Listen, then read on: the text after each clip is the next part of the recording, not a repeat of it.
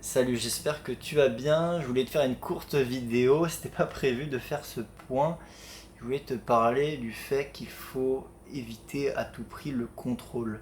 Le contrôle, quand il est total, il vient en fait empêcher les nouvelles opportunités et vient empêcher le hasard. Et le hasard fait souvent très bien les choses.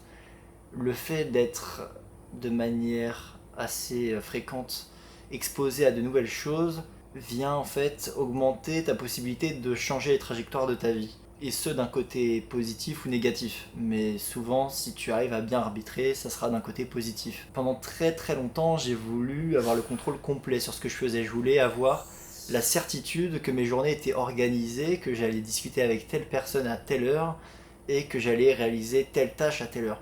Sauf que ça n'a pas fonctionné. Ça a fonctionné au tout début, mais ça n'a pas fonctionné par la suite, parce que je me suis rendu compte que ne plus laisser le hasard dans sa vie, ne plus laisser la possibilité qu'un événement non probable arrive, te crée en fait une sorte de prison, une prison dorée. Tu viens plus t'exposer à la nouveauté, tu viens plus t'exposer aux nouvelles idées, et donc tu fais une sorte de chrysalide, mais tu n'évolues pas en fait. C'est une chrysalide qui ne va pas te faire évoluer, c'est une chrysalide qui va te laisser à l'endroit où tu étais jusqu'au moment où tu décideras enfin de lâcher les rênes.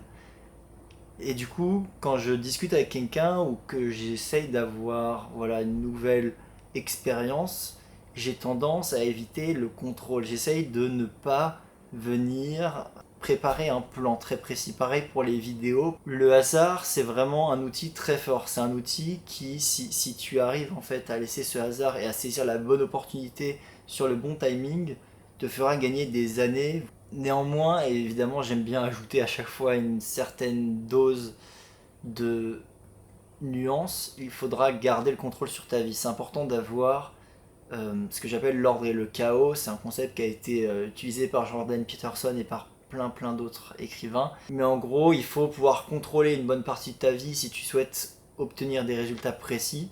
Tu ne peux pas laisser les choses se produire au hasard. Des fois, il faut venir quand même mettre en place un système qui t'assurera d'avoir certains résultats.